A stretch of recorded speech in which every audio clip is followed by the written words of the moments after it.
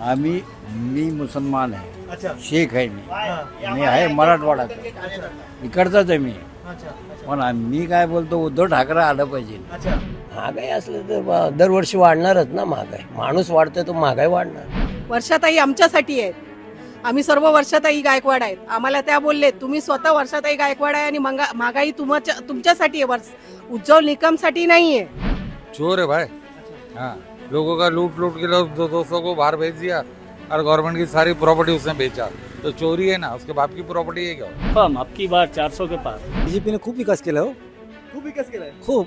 म्हणजे स्वतःहून 10 लाखाचा सूट हे केलाय आणि लोकांना 15 लाखाची टोपी लावली आहे. 420 ही करा तो बीजेपी आएगी, और ईमानदारी किया है, ईमानदारी किया तो समझ जाओ कांग्रेस आएगी. क्यों? नमस्कार, मी चिन्मय जगताप. आपण बघत आहात सकाळ. आज आपण आलो आहोत उत्तर मध्य मुंबईमध्ये.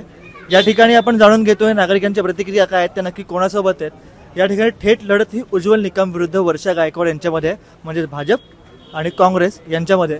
अशा वेळी इथल्या नागरिकांना काय वाटतं, कोण जिंकून येऊ शकतं, गेल्या 10 वर्षात यांच्या आयुष्यात काही महत्त्वाचे बदल झालेत का, हे सगळं जाणून घेण्यासाठी आपण स्थानिक नागरिकांशी संवाद साधतोय, त्यांच्या प्रतिक्रिया जाणून घेतोय. तर या संवादाला आपण सुरुवात करूया. महागाई असलं तर दरवर्षी वाढणारच ना. महागाई माणूस वाढतोय तो महागाई वाढणार. बरोबर बरोबर बरोबर. हा, आणि लोक काय म्हणतात की महागाई वाढली. महागाई ना का नाही वाढणार. एक माणूस राहतो तिथे 4 माणसं झाले की महागाई ना वाढणार. बरोबर.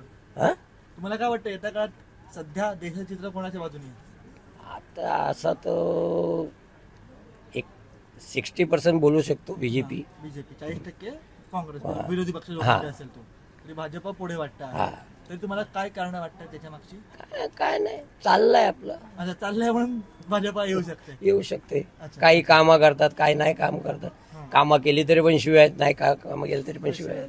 बरोबर. चाललंय. तुम्ही वैयक्तिकरित्या कोणत्या राजकारण आहे हा. म्हणतात ना. राजकारण्यांना सर्वसामान्यांचं पडलेलं असतं का? राजकारण लय बेकार आहे. अच्छा देश खाली झाला. अच्छा, तुमच्या मते जे सरकार आता आहे त्यांच्या काही चांगल्या बाजू आहेत का? नाही, एक पण नाही. आणि वाईट बाजू सर्व आहे. तरी पण त्यातल्या त्यात. सर्व वाईटच आहे. अच्छा, काँग्रेस होती तेव्हापासून चांगला होता. कोरोना काळात काय मदत झाली तुम्हाला इकडे? हा? कोरोना काळात काय मदत नाही झाली, कोणीच नाही केली. कोणी नाही केली. अच्छा, आता प्रश्न असा आहे की इथे उज्ज्वल निकम विरुद्ध वर्षा गायकवाड असा सामना आहे. तुम्हाला काय वाटतं कोण जिंकू शकतो? येणार काँग्रेस, येणार. काँग्रेस गायकवाड मॅडम येणार? येणार गॅरंटी? गॅरंटी. कारण? काँग्रेस पाहिजे आपल्याला. अच्छा, हा, निकम साहेब नको. निकम साहेब तर मोठे वकील आहेत. वकील आहे, पण आमच्या वाड्यामध्ये जे राहणार उभी ते आम्हाला पाहिजे ना.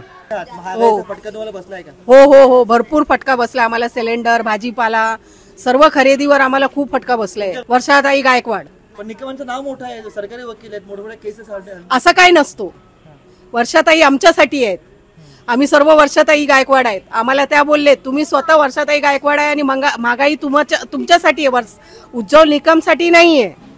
ते वकील साहेब आहेत. आम्ही घर चालवतो, आम्हाला माहिती आहे बाहेर मार्केट काय आहे, घरात काय आहे. आम्हाला सिलेंडर, पोरांचं शिक्षण, पोरांना नोकरी नाही आहेत, आम्हाला सर्व बघावं लागतो. तो कांग्रेस में शायद गायकवाड़ ही जीतेंगे 100%. अच्छा, क्यों? जो जितना ही मांगता पब्लिक को वही मांगता ना, या उदय ठाकरे या वो सब ग्रुप है. अच्छा, यही आना चाहिए. तो दूसरा तीसरा को मांगता ही नहीं यहाँ पर. बीजेपी सत्ता में ये है तो 10 साल से. चोर है वो. अच्छा चोर है भाई. अच्छा, हाँ, बता सकते हो क्या हुआ मतलब ऐसा? लोगों का लूट लूट के लोग दोस्तों को बाहर भेज दिया और गवर्नमेंट की सारी प्रॉपर्टी उसने बेचा, तो चोरी है ना. उसके बाप की प्रॉपर्टी है क्या? मोदी के बाप की प्रॉपर्टी है क्या? किसकी प्रॉपर्टी बेचा उसने? खुद की बेचा नहीं ना, तो पब्लिक की प्रॉपर्टी बेचा उसने. पूछा क्या हमारे को? फिर वो तो अभी बोल रहे 400 पार जाएंगे देश में. अरे वो कुछ भी बोला, झूठा है ना. चीटिंग से तो मैं 1000 बोलूंगा, मैं 1000 पार करूंगा करके. आप यहाँ पे आपको लगता है की वर्षा गायकवाड आएंगे? निकम सवाल साहेब आएंगे? नाही सवाल ही नाही आता ना.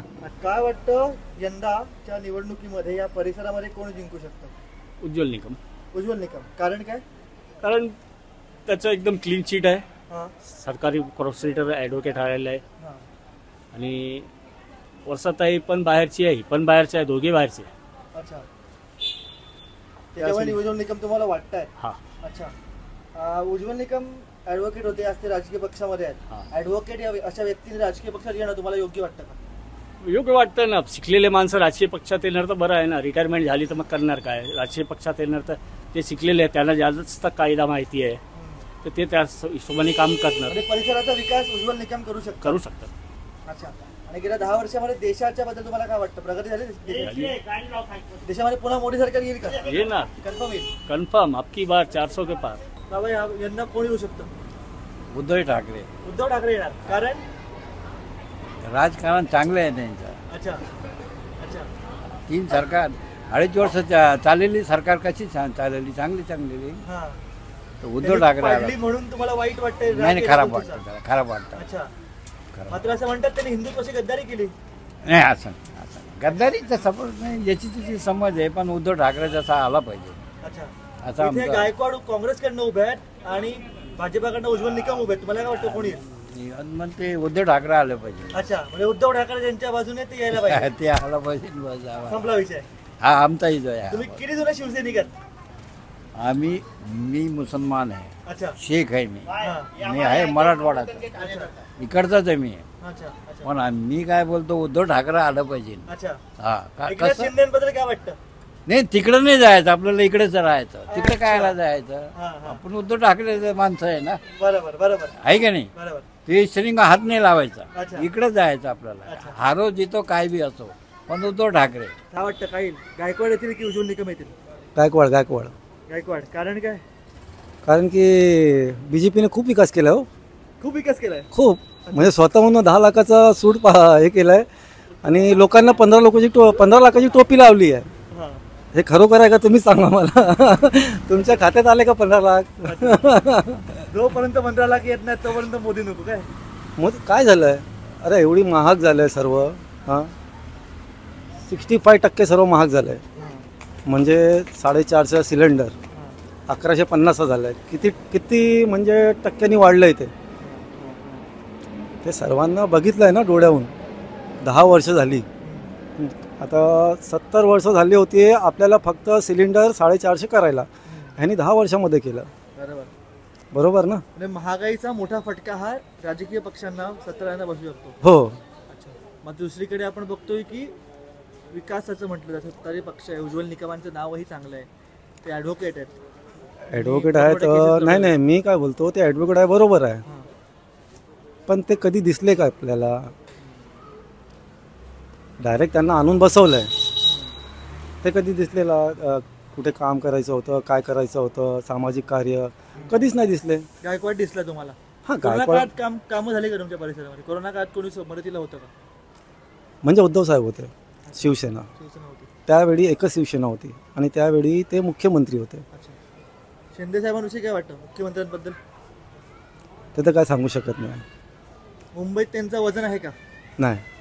गावात असं वाटलं का आम्ही दूसरे देश के अंदर अच्छा, ऐसा लगा आपको? हाँ, ऐसा लगा आपको कि आप ऐसा दूसरे देश में? लग गया। क्यों? हाँ, क्यों? क्यों लग गया? ये महंगाई ने अंगार तूफान करके महंगाई।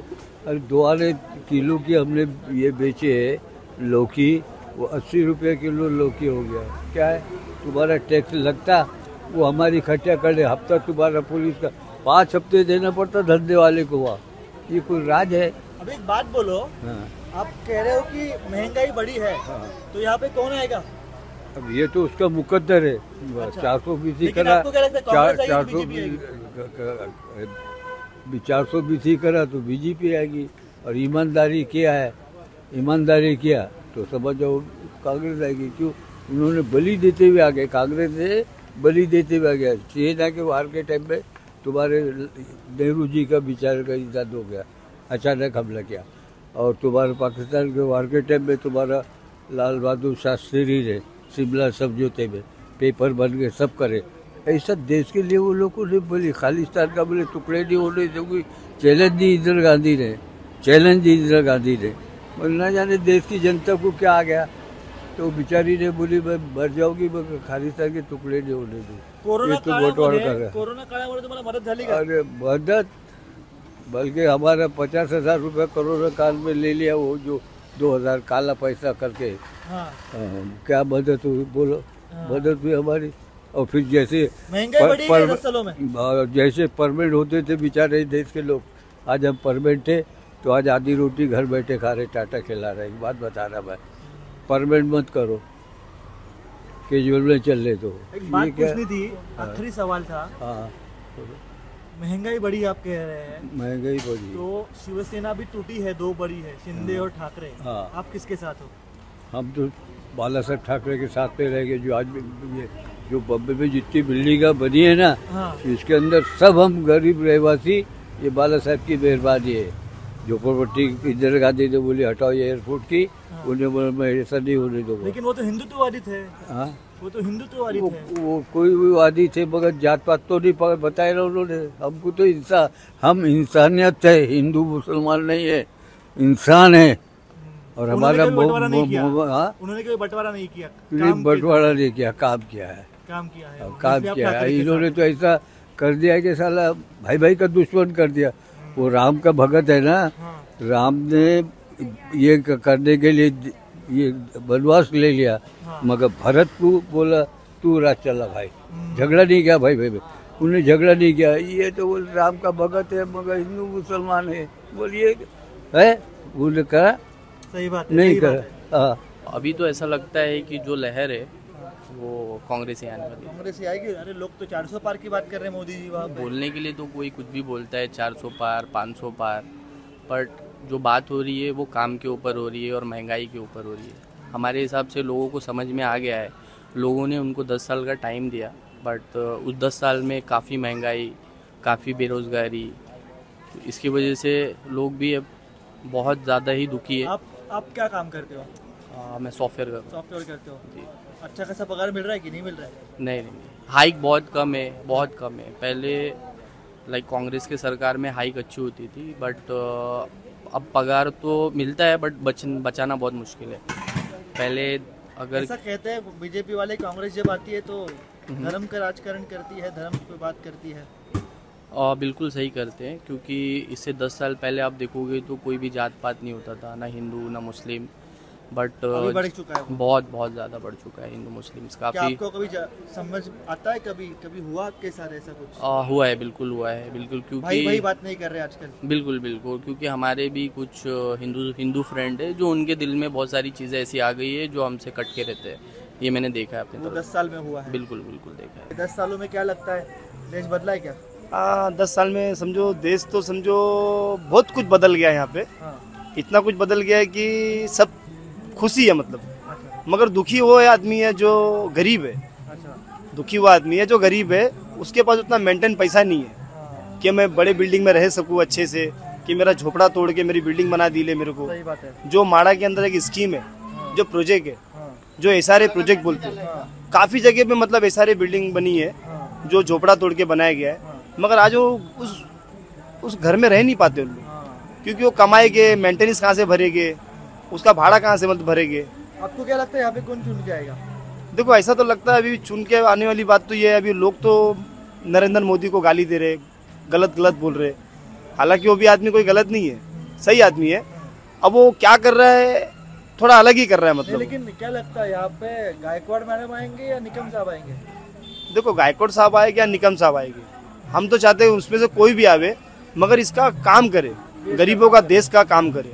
जो देश का काम मत करो, देश के अंदर जो गरीब लोग हैं ना उनका काम करो, उनके लिए खड़े रहो। तुम अगर बड़ी इमारत खड़ा कर दोगे, बिल्डिंग बना दोगे, तो उससे कोई वो नहीं है, वो तो इमारत बड़े लोग के लिए, सही बात। मगर जो गरीब आदमी उसके लिए क्या है? सही बात है। उसको तो बेरोजगार, उसके पास काम भी नहीं है।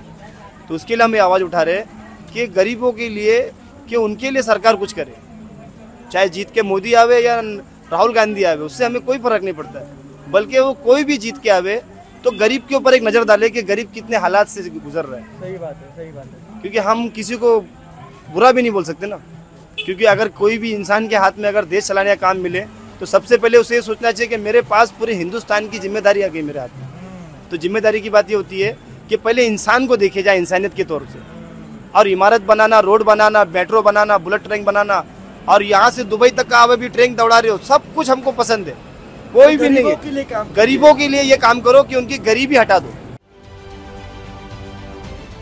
महाराष्ट्रातील सर्व बातम्यांचे विश्वासार्ह व्यासपीठ